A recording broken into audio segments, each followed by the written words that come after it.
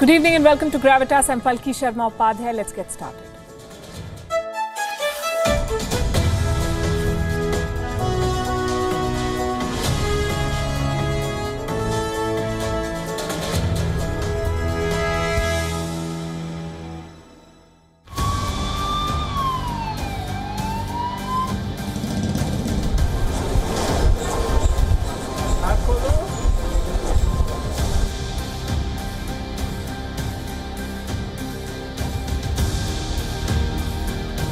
Other than that, there are a lot of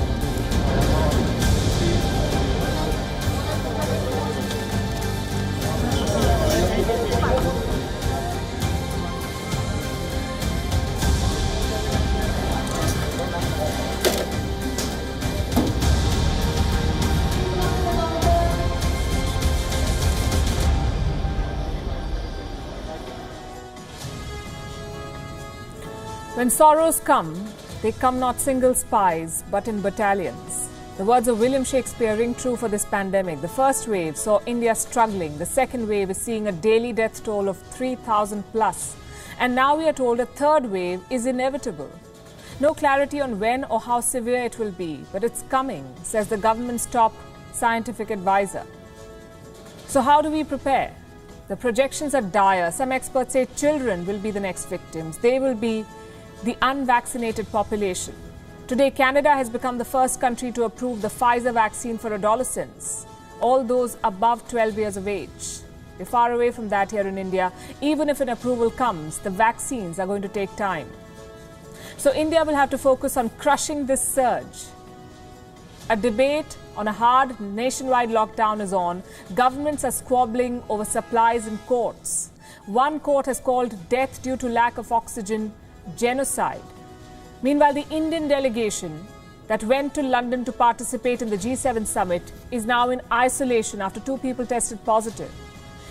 Like they say, when it rains, it pours. There are challenges on all sides for India. It's a difficult time for this country. On Gravitas tonight, we bring you the story that we don't want to be telling you every night. Also on the show, Pfizer has made $900 million in pre-tax profits in 1 quarter. As the WTO debates a vaccine patent waiver, we look at the politics over Pfizer vaccine's entry into India. Is Chinese tech giant Huawei out of India's 5G race? Its name doesn't figure in the trials. China expresses regret. And bad news does not end there for Beijing. The European Union has suspended its efforts to ratify a trade deal with China after sanctions. We'll tell you all about it. And Facebook will not lift the ban on Donald Trump. On Gravitas tonight, we discuss the cancel culture and deplatforming those you disagree with. We begin as always with Gravitas Global Headlines. Third wave of COVID-19 is inevitable, says the Indian government's top scientific advisor, warning that vaccines will need to be updated to deal with the new strains. hopefully incrementally, but we should prepare for new waves. This as the Indian Council of Medical Research says that no RT-PCR test is required if an individual has tested positive by the rapid antigen test, has tested positive once, or has completed 10 days of isolation with no fever in the last 3 days. US President Joe Biden says that the United States was sending India oxygen and raw materials to make COVID-19 vaccines. We're sending them that, we're sending them oxygen, we're sending them a lot of the precursors. So we're doing a lot for India.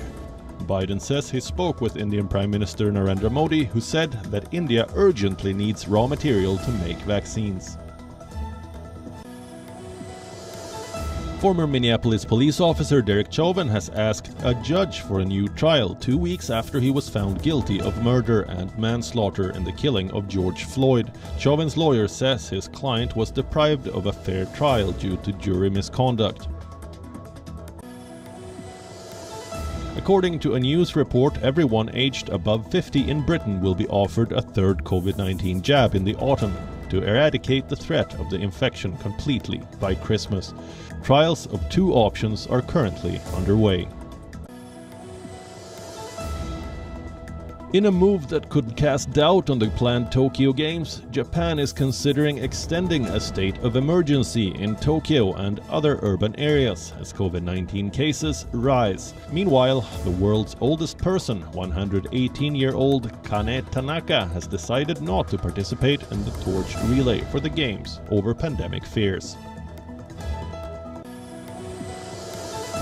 The Israeli Prime Minister's two main political rivals have asked the president to try to form a new government after Netanyahu failed to meet an overnight deadline to assemble a coalition. This puts Netanyahu's political future in question, as there remains a risk of Israel holding a fifth general election in 2 years.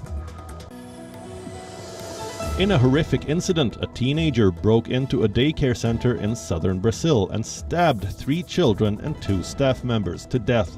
Witnesses say that the assailant also tried to take his own life. Authorities say the attacker has no criminal record.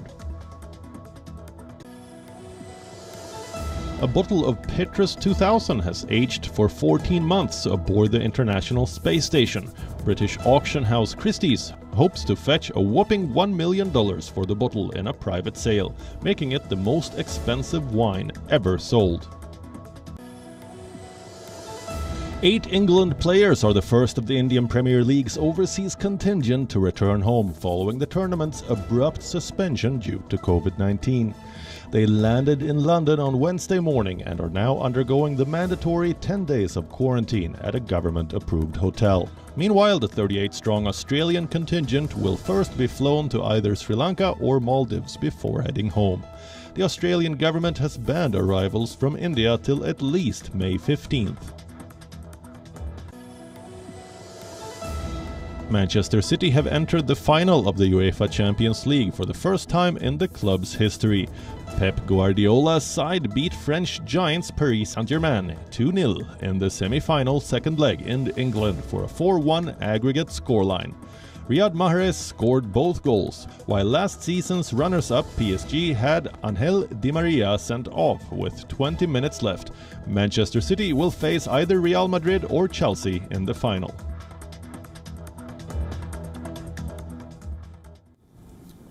Be prepared for a third wave.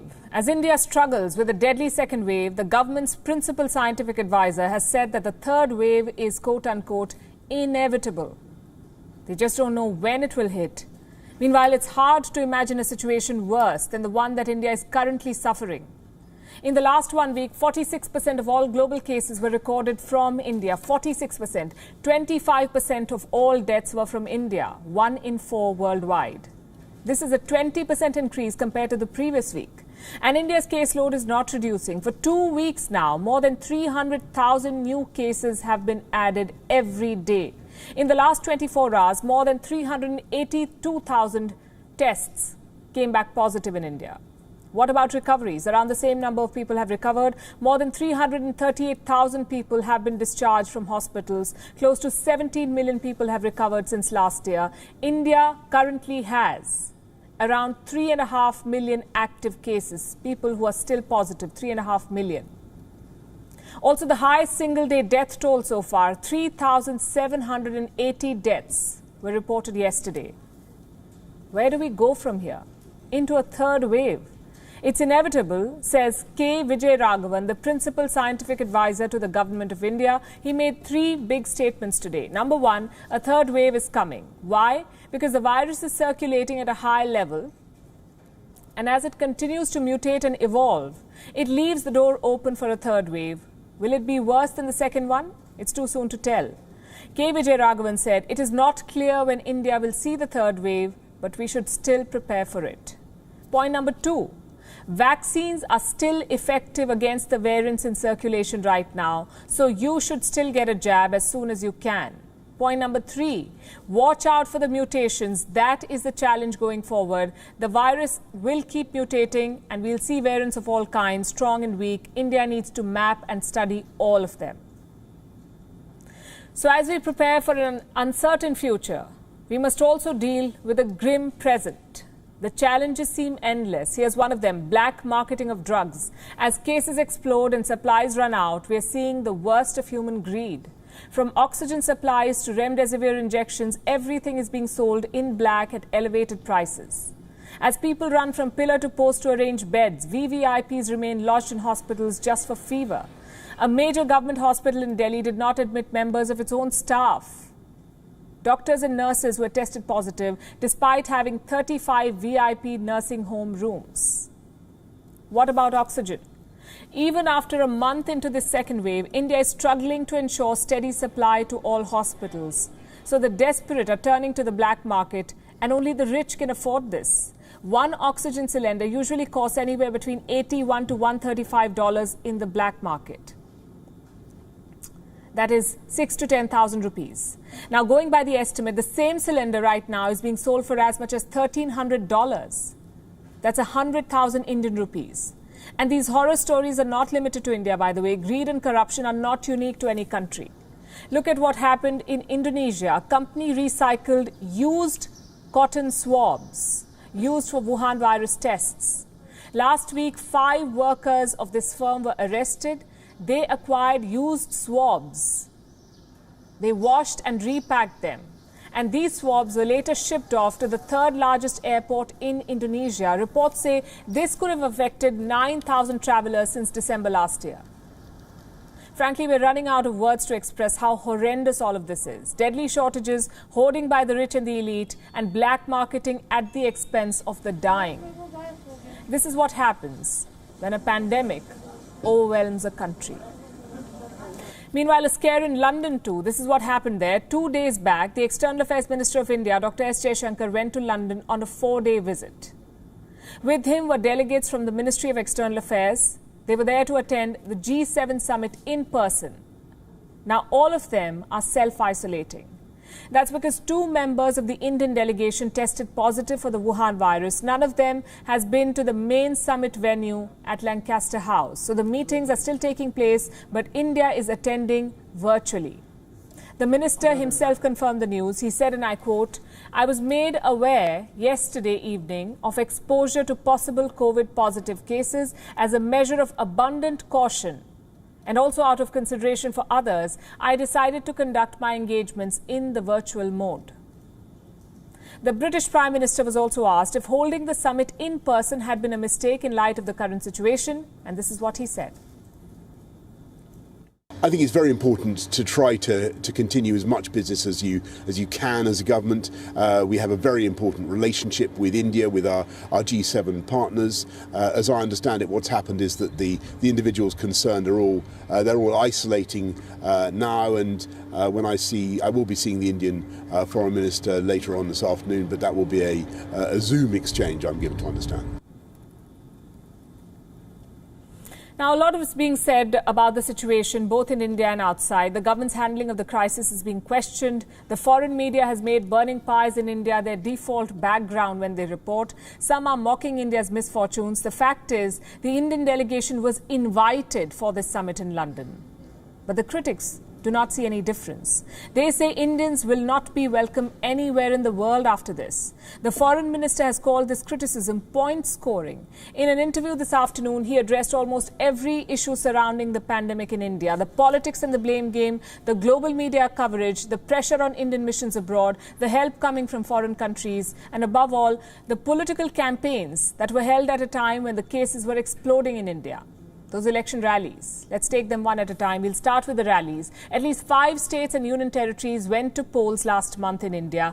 Everybody from union ministers to chief ministers to the Prime Minister of India addressed massive rallies. The campaigns continued despite the surge in cases, which led to many questioning the government's priorities. On this, the Foreign Minister of India said, "You don't stop elections in a place like India." Exact words spoken. Take a look. People have spoken about elections. Now, obviously, we are a democratic country. You don't stop elections in a place like India. The only time I remember we stopped elections was an era which, some decades ago, when I was very much younger, where none of us really wants to be associated with that kind of memory. The second issue, the critical media coverage. India has become the biggest international headline and not one to be proud of. Indian journalists are appearing on global networks, some describing the situation as it is, some exaggerating it to suit their political agenda. Now, the Foreign Minister of India acknowledged the right to having an opinion, but he also said that a lot of analysis, and listen to this, a lot of analysis is coming from people who write fiction. We see a lot of analysis by, by people who write fiction, by people who who are political commentators. Now, I'm not saying they shouldn't have a view. I mean, everybody has a right to a view in this country. But I would take very seriously the public health people, the people who would actually sit very objectively and diagnose and analyze why we are facing the problem. The third issue, international support to India. The US, the UAE, the UK, France, Taiwan, a whole host of countries sending critical medical supplies to India. Critics say this highlights India's helplessness. The foreign minister says what others describe as aid, we describe as friendship. We gave medicines, hydroxychloroquine, paracetamol, we gave to the United States. Okay, we gave to Singapore, we gave to European countries. We sent a medical team to Kuwait. We gave actually vaccines to some countries in the Gulf. Now, would you have described it as aid? We described it actually as friendship, as support. The fourth issue, the pressure on Indian missions abroad. It is Indian embassies, remember, that are organizing and coordinating international support. But the vitiated debate on India could hurt, even derail the work that they're doing. So the foreign minister had a message for Indian diplomats. He has asked them not to be overpowered by negative reports, to filter the noise and focus on ensuring key requirements. Will be people who would naturally be worried about what's happening in India, understandably so. So some of it would be to explain to them what is happening. But the key message would be, look, there will be debates in India. Filter that noise. Do what you have to do as a mission. Do your job. Do your job. Best advice ever. The bottom line is this pandemic is a shared problem for the world. It has touched every country, rich and poor. There's no doubt that it is the government's job to control it. But a politically motivated post-mortem in the middle of a crisis helps no one. As for the government, fixing the shortages should be more important than fixing the narrative. And the shortages continue despite the aid that is flowing in from all over the world. For 2 weeks now, countries across the globe have been delivering assistance to India. Oxygen concentrators, medicines, testing kits, masks, ventilators, you name it, and India has been getting it. But patients are still dying in hospitals because of oxygen shortage. Social media is still flooded with SOS calls. People looking for medicines and beds. Indian courts are coming down heavily on the political leadership. Here's a report.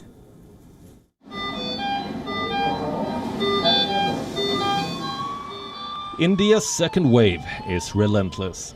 As the steep graph moves up, the shortages cut deeper. Hospitals and doctors are stretched beyond limits. A doctor in Delhi compared this situation to an earthquake. He said governments need to go beyond just supplying oxygen. Oxygen is only one thing. What we need is surge capacity building.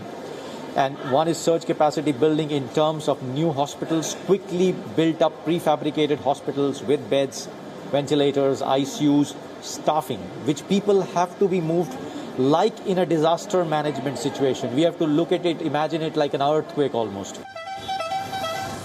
The sudden onslaught of cases left Indian hospitals gasping for breath. Soon, help started pouring in. Dozens of countries pledged assistance to India. Military planes filled with ventilators, oxygen supplies, and antiviral drugs were rushed to New Delhi. But are these life-saving consignments reaching those who need them? Governments are fighting for supplies in courts. Judges are pulling up leaders. On Tuesday, the Delhi High Court asked the central government why it shouldn't be sued for contempt. This was over the supply of oxygen. The court said, while we are going on with the hearing, there are several hospitals and nursing homes saying they are not getting oxygen. Where do you think all of that oxygen is going, if it's sufficient? Are you living in ivory towers? On Wednesday, the matter reached India's Supreme Court. The top court stayed the contempt order of the Delhi High Court. It asked the central government to present a plan to ensure Delhi gets its share of oxygen. The court's observations were sharp. Between the center and state putting officers in jail or hauling them up for contempt, the people of Delhi won't get oxygen. Similar hearings took place at the Allahabad High Court. The court took up the matter suo motu after the death of patients in Lucknow and Meerut due to the lack of oxygen. The judges said those responsible for supplying oxygen to hospitals are committing a criminal act, and this amounts to genocide. Questions are being raised outside India too. Last week, the US State Department was asked if it was tracking the aid it had sent to India. A reporter said there should be accountability for the US taxpayers' money. Washington replied it was doing its best to make sure India's needs are taken care of in this crisis. Some answers came from the government of India this week. It says a cell within the health ministry is responsible for coordinating the receipt and allocation of relief material. By now, nearly 4 million donated items across 24 categories have been sent to 38 healthcare facilities across India. But it's not enough. India is adding more than 300,000 cases every day. It needs more supplies and fast. Experts both in India and abroad are making dire projections. A team at the Indian Institute of Science says India could see more than 400,000 deaths by June if cases continue to rise at the same pace. Experts at the University of Washington predicted even worse. Their model forecasts more than 1 million deaths by July if the present surge is not crushed. Bureau Report, World is One. When new inventions emerge, they divide society.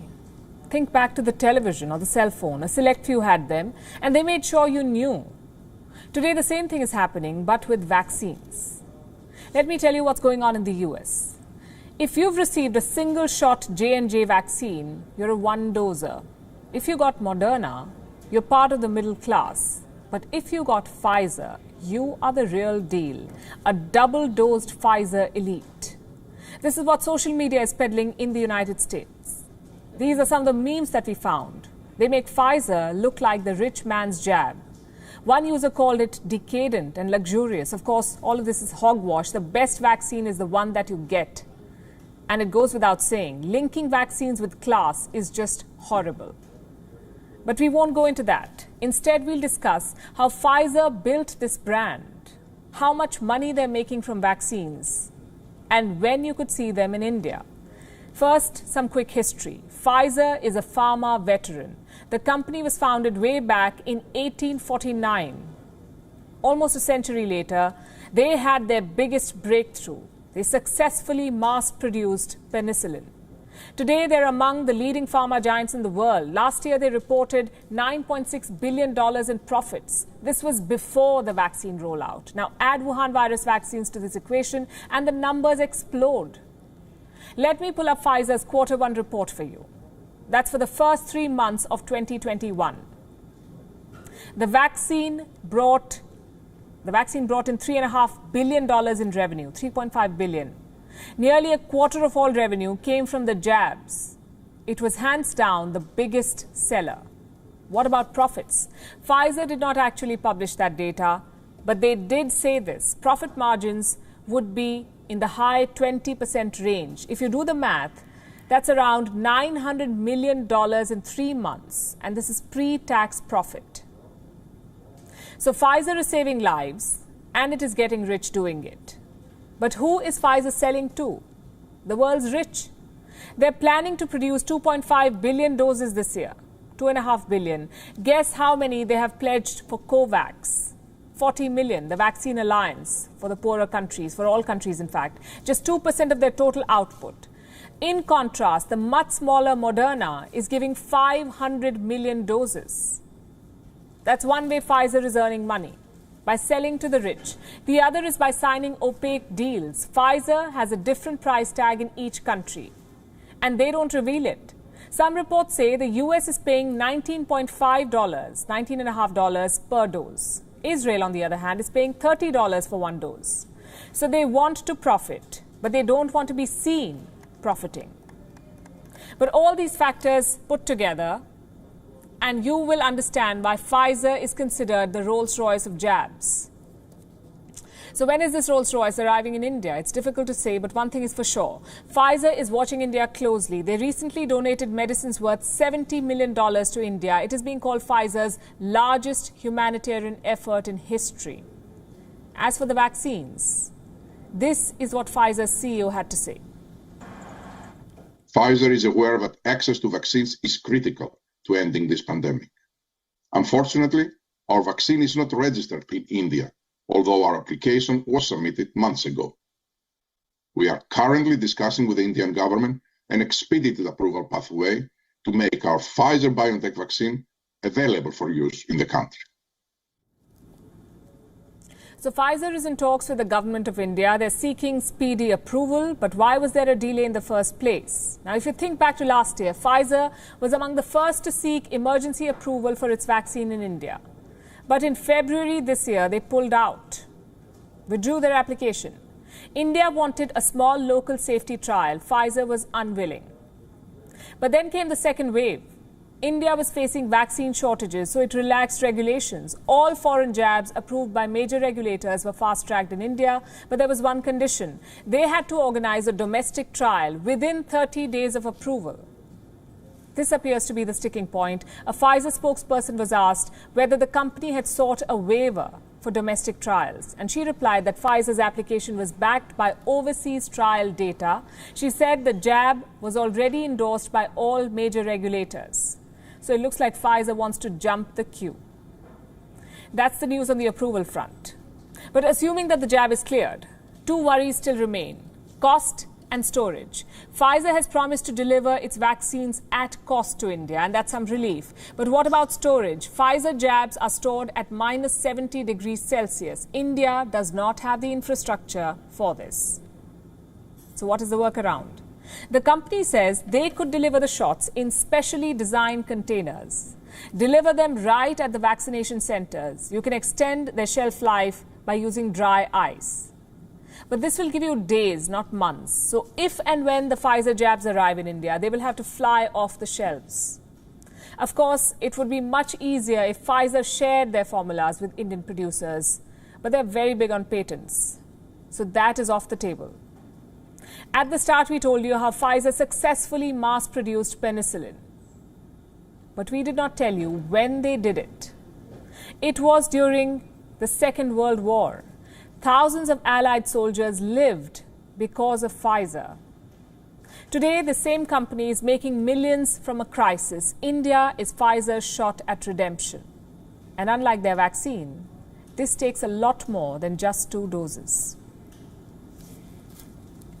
Meanwhile, in Canada, regulators have approved Pfizer's vaccine for kids above 12 years of age, all adolescents basically. The US regulator is expected to do the same this week.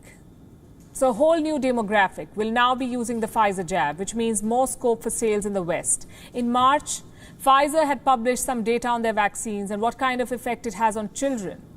There were more than 2,000 volunteers, all of them aged between 12 and 15. The results were quite impressive.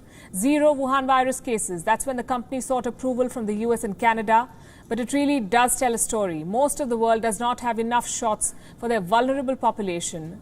And here you have Canada and the US approving jabs for kids. Much needed, no doubt. And Pfizer is ready to deliver. Now, here's a question we've asked before. Will the United States never stop bullying its allies? Under former US President Donald Trump, Washington pressurized its allies to pack up oil imports from Iran, just because it wanted to put maximum pressure on the Islamic Republic. Around the same time, Washington also put pressure on fellow NATO members to up their military budgets. It also put pressure on US allies to fight Huawei, the Chinese tech giant. US President Joe Biden promised to put an end to this maximalist approach towards diplomacy. But 100 days into office, and Biden seems to have changed his mind. Washington is pressing Taiwan to supply microchips, just so that the Biden administration can revive and drive the American economy. America is pressurizing Taiwan. The story is long, a little complicated, but extremely relevant. America is pressing Taiwan to supply microchips. What are microchips, you ask? They are tiny wafers of semiconducting materials. Microchips are needed in smartphones, computers, gaming consoles, basically in almost every electronic device we use today, including cars. Each car has over 1,000 microchips. They help in controlling the car radio, the climate control system, tire pressure, etc. Currently, there is a global shortage of microchips. Automakers are feeling the pinch, and the car makers in America are no exception. From General Motors to Ford, auto companies have been forced to shut plants and press the brake on production. This has threatened Biden's promise of accelerating economic recovery. Auto workers are facing cuts in their hours and wages. This has threatened Biden's approval ratings as he stares at midterm elections and Democrats struggle to hold their House majority. The situation is so dire that in April, the White House convened a summit to address chip shortage. Here's the takeaway. America exported its problem and directed the pressure towards an ally. Taiwan has the world's largest semiconductor manufacturing industry. The Taiwan Semiconductor Manufacturing Company is among the world's leading microchip producers. It makes nearly 12 million microchips a year. America wants these wafers to be shipped to U.S. automobile companies. The demand for Taiwanese microchips is not limited to the U.S. alone. The TSMC, for example, has clients across Europe, Japan, South Korea, even China. But Washington wants priority. America is leveraging its position as Taiwan's main defense exporter. As the main foreign source of weapons, Taiwan uses to defend itself from China. Not a day goes by that we don't push on that. This is what U.S. Secretary of Commerce Gina Raimondo told an executive from General Motors. There are so many American jobs on the line, she added. America is betting on Taiwan's vulnerability against an increasingly aggressive China. Is this how an ally behaves? If there is one thing we have learned about the Biden administration so far, it is this. Trump's legacy of pressing adversaries and allies alike still lingers in the White House. American diplomacy under Biden is increasingly being shaped by national politics. Be it the refugee cap or helping a natural ally like India in times of a global healthcare crisis, Biden believes in testing the waters at home first. And he is not shy of escalating pressure on an ally if it serves his national interest. Biden promised to be different from Trump when he declared, "America is back." 100 days in office and America is back to its old tactics. Bureau Report. WION World is One. India's 5G race is set to kick off, but Chinese companies are already out of it. They will not be part of the trials or the rollout. It is being called an unofficial ban. The target is Chinese big tech. But when we talk about 5G, it always comes down to one company from China, and that's Huawei.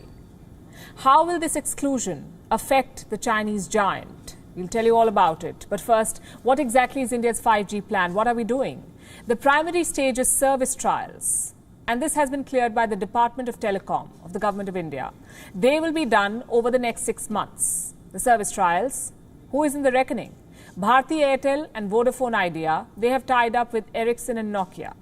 Then we have Reliance Jio, which has linked up with 3 firms, Ericsson, Nokia and Samsung. They will also test their own 5G technology. State-run BSNL will not participate in the first round of trials. And once this is complete, we move on to the next step, which is to auction 5G spectrum. And since 5G is new to India, the government is auctioning only one mid-band spectrum. And now we know that this is game-changing technology because 5G promises 10 times the internet speed that we're used to in 4G. Imagine that, 10 times the speed that you get right now if you have 4G. It could unlock untapped potential, especially in rural India. So this is a brave new era in connectivity. But it's also an era that Chinese companies have already aced. Huawei is a world leader in 5G technology, like it or not. Why then is India keeping Huawei away? The answer is simple. Huawei cannot be trusted. This company is an extended arm of the Chinese Communist Party. Beijing orders and Huawei follows, and that's always been the case. Just look at the company's founder and CEO, Ren Zhengfei. Before he became a corporate bigwig, Ren was a soldier in the PLA, the People's Liberation Army, the Chinese army. Even today, he holds a membership in the Communist Party of China. Ren is a through and through stooge of Beijing, there's no other way to put it. And even if he weren't, Chinese law would have made him one. If Huawei is ever asked to share user data from any country, they would have no option but to do so. That is the Chinese law. All organizations must assist and cooperate with state intelligence. The company has repeatedly denied this assertion. But it's not just about the law. It's also about the politics in Beijing. No company in China can deny the party and hope to survive. It just doesn't happen. Even now, Huawei is yet to react to this report, but the Chinese embassy already has. They say the move will harm India's interests and hinder India's business environment. It's about time someone told Beijing that the world does not need business advice from the little red book. If anyone needs it, it's Huawei. They were betting big on 5G. It was new technology and the developed world was still figuring it out. So Huawei tried to swoop in and ink deals with local operators. That's when the red flags emerged. Spy agencies made the connection between Huawei and Beijing, and soon enough, countries started banning them one by one. This is what the list looks like right now. The United States, the United Kingdom, Japan, Australia, Czech Republic, Romania, and Sweden. These are the countries where a blanket ban on Huawei's 5G has already been put in place. Some, like France and Germany, have gone a different route. They have raised the stakes for local operators to link up with Huawei. You could call it an informal ban, making it difficult for companies to tie up with Huawei. The thing about this list is that it keeps expanding. The latest edition is India. Right now, there is no official ban, but that could change next month, that is June 2021. The government of India is expected to publish two separate lists, one of trusted sources, and the second, a no procurement blacklist. Chances are Huawei will be placed in the latter, the no procurement blacklist, which means Indian operators will no longer be able to buy Huawei equipment. And this is a huge blow for this company. India is the second largest phone market in the world. There are 2 million active 5G devices in the country, and that number is only going up. So it seems like Huawei's big bet on India is unraveling. We are talking about a $3.5 billion bet. That's how much Huawei has invested in India already.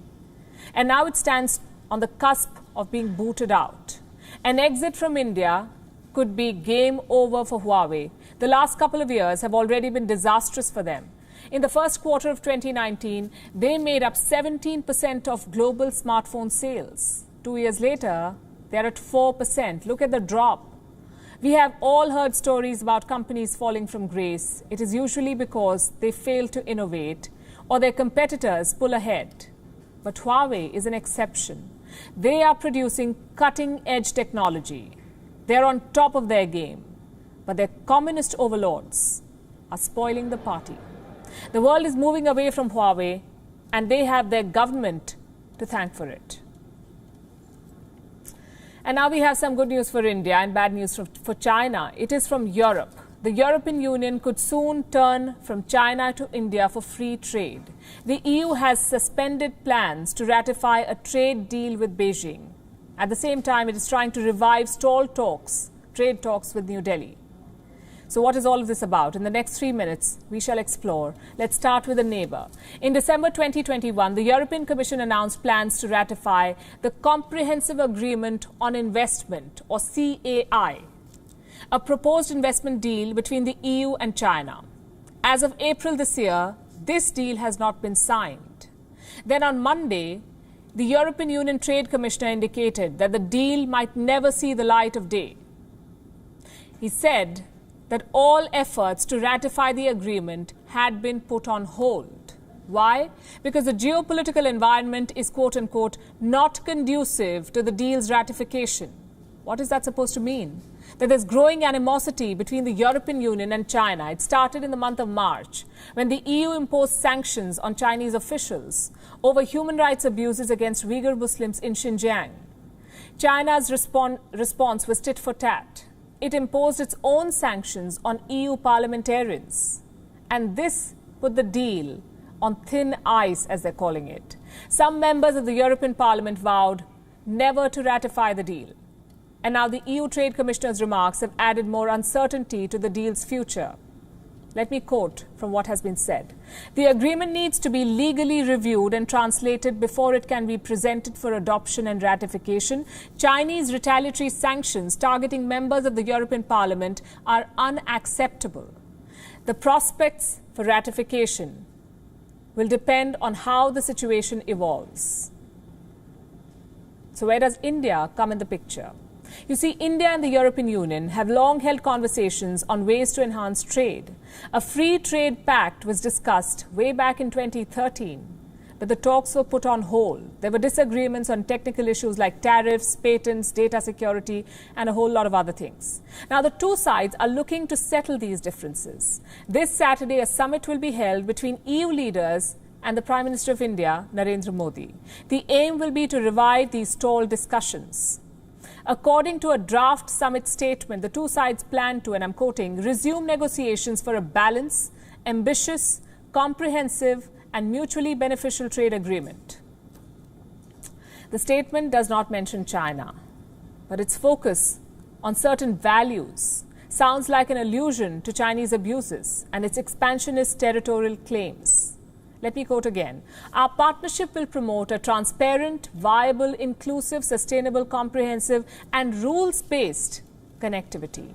We emphasize our commitment to free, open, and inclusive Indo-Pacific space, underpinned by respect for territorial integrity, sovereignty, democracy, and rule of law. They have left little to imagination. So is the Free Trade Pact a done deal? Well, we can't say that yet. It all depends on how the negotiations go this Saturday and going forward. But whatever the outcome is, one thing is for sure. The talks will largely hinge around the Indo-Pacific region. And when it comes to maintaining a stable, free and open Indo-Pacific, India is the world's best bet.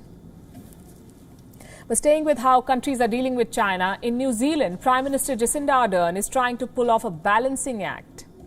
New Zealand's parliament was supposed to debate a resolution, one that would have labelled China's treatment of Uyghurs as genocide. But lawmakers from the ruling party pushed for a watered-down resolution. So why is New Zealand going soft on China? Our next report has some answers. Earlier this week, Prime Minister Jacinda Ardern had an honest confession to make. She said differences between New Zealand and China were becoming harder to reconcile. China's role in the world grows and changes. The differences between our systems and the interests and values that shape those systems are becoming harder to reconcile. As a significant power, the way that China treats its partners is important for us, and we will continue to promote the things that we believe in. The first time she spoke so openly about China, only to retreat. That happened in New Zealand's parliament. A small opposition party tabled a resolution to label China's human rights abuses in Xinjiang as acts of genocide. Guess what the government did? Scrubbed the word genocide. The ruling Labour Party, that is Jacinda Ardern's party, objected to the use of the word genocide. Instead, it called China's actions severe human rights abuses. The opposition was outraged. Brooke Van Velden, the lawmaker behind the original resolution, slammed the Ardern government. She said it's a sad state of affairs that they need to soften their language to debate hard issues. Ultimately, the Labour Party prevailed. The watered-down resolution was passed. This is certainly not the outcome New Zealand's allies were hoping for. The Five Eyes alliance was pushing Jacinda Ardern to take a harder line against China. The Five Eyes is an intelligence network of 5 countries. 3 of its members, the United States, the United Kingdom and Canada, have declared China's atrocities against the Uyghur Muslims a genocide. But Australia and New Zealand have toned down their criticism. Both countries have strong economic ties with China. Since last year, China has imposed a series of damaging trade sanctions on Australia, after Prime Minister Scott Morrison demanded a global investigation into the origins of the pandemic. On the other hand, New Zealand was rewarded. Beijing decided to upgrade an existing trade deal with Auckland. Labeling the atrocities in Xinjiang a genocide would have created new problems for Ardern. New Zealand's decision to go against Western allies is an embarrassing setback for the Five Eyes. China has managed to divide one of the world's most successful alliances. Bureau Report, World is One. If there's one lesson the Wuhan virus has taught us, it's that messing with nature can prove to be fatal. Yet, in the quest for scientific advancement, humans continue to experiment with nature. Here's the latest one. In Florida, 12,000 genetically modified mosquitoes, the first such kind, will be released in open air for the next 12 weeks by autumn. This number is expected to reach 20 million. 20 million genetically engineered mosquitoes. What will they do? Scientists say these artificial insects will help prevent dengue and Zika. But the residents of Florida fear a mosquito apocalypse. Here's a report. Dengue, chikungunya and Zika. They all come from the same family of viruses. They are transmitted by the Aedes aegypti mosquitoes. This species is found both in tropical and temperate climates, invading the Americas, even Europe. Now a biotech firm has released a genetically engineered version of the Aedes aegypti in Florida. What for? To suppress the growing population of these deadly mosquitoes. Oxitec, a UK-based firm, is behind this technology. It has previously field-tested the insects in Brazil, Panama, Malaysia and the Cayman Islands.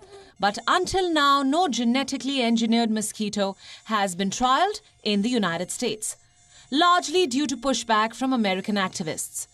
Now, with an alarming rise of mosquito-borne diseases in Florida, local authorities have been forced to take this controversial step. Here's what the artificial mosquitoes will do.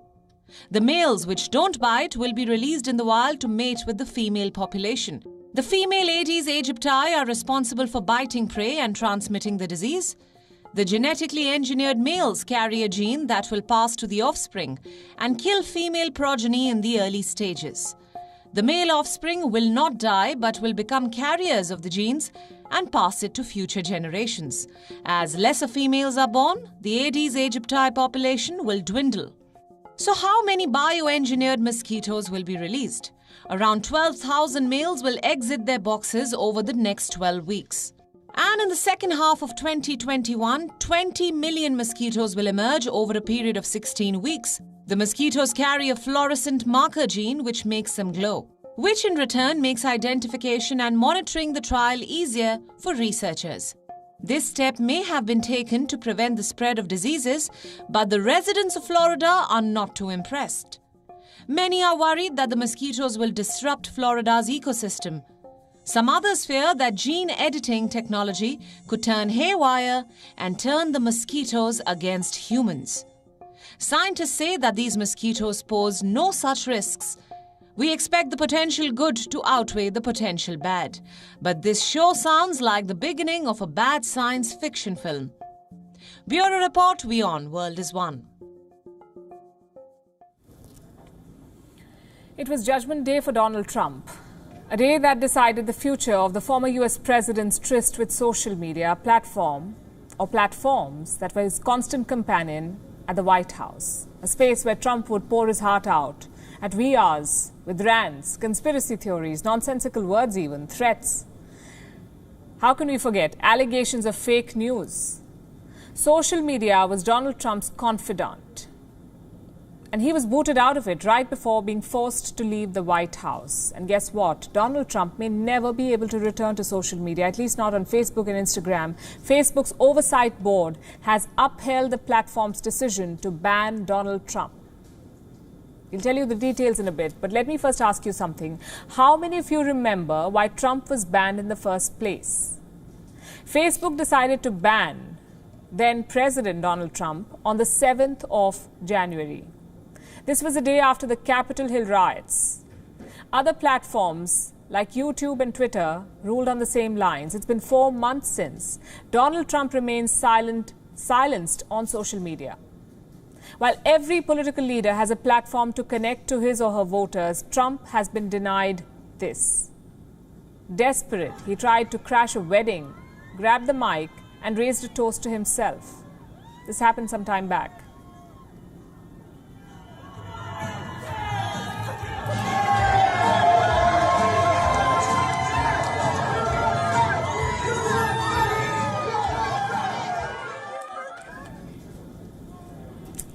Well, this is the state of a former president of the United States of America, a country that champions democracy. Following the Capitol Hill riots, Facebook said providing a platform to the outgoing president would be too big a risk for democracy. The tech giant said it was being forced to take the unprecedented step of blocking the president. Was the move in line with the popular mood of America? Yes, it was. Did it seem like the politically correct thing to do? Yes, it did. Was the decision favorable for business? Yes, it was. It was around the same time that brands were disassociating themselves from Trump. Facebook would earn goodwill by banning Donald Trump. The platform would also get to absolve itself of all responsibility for the attempted coup. Facebook jumped at the opportunity and banned Donald Trump. And now it does not even want to take responsibility for its own decision. Let me quote from what Facebook's very own oversight board said. In applying a vague, standardless penalty and then referring this case to the board to resolve, Facebook seeks to avoid its responsibilities. Facebook's oversight board is a court-like entity. There are 20 experts, including a former prime minister, a Nobel laureate, and a former editor-in-chief of a world-renowned paper. This board has questioned shrugging of responsibility for the ban. But it has failed to raise tough questions on the very ban. What about questions on Facebook's content moderation or the cancel culture? How does a tech giant get to deny anyone, leave alone a president, his freedom of speech, expression? Was this board independent of Facebook? Critics have their doubts. What about Donald Trump? What will he do now? Facebook will have to revisit its decision within 6 months, but the former president is already here with a plan B, his very own platform. It's called From the Desk of Donald J. Trump. The page is up and it looks something like this. There's a video of the former president and enough space for him to type his heart out. So far, he has taken on Twitter from this platform, calling it boring. He's spoken about how people are supposedly flocking to leave Twitter. Now, Trump's spokesperson insists that this is not a social media platform. It's quote-unquote a resource to find his latest statements and highlights from his first term in office. Well, I can't help but ask, how is Trump's ban from social media helping anyone? For starters, it's not healthy for democracy. You and I may not agree with his opinion, any opinion, but there are many who do. Donald Trump got more votes in 2020 than he did in 2016. Democracy is not simply a rule of the majority. I said this back in November, I'll say it again now. Donald Trump may be gone, but Trumpism is here to stay. You cannot deny Trump the right to connect with his supporters. You cannot deny voters their right to decide. What's more, silencing a voice does not change the way it sounds. Months after being blocked from social media platforms, Donald Trump continues to believe the election was stolen. Look at this. If not on Twitter, on Facebook, Donald Trump is making his point clear, this time on his own platform. So who exactly did the ban help? I'd say tech giants. Let me wrap on that note, leaving you as always with Gravitas Images. Thanks for watching. 1, 0, ignition. And liftoff. May the force be with us. Stage 1 chamber pressures are nominal. Vehicle is pitching downrange.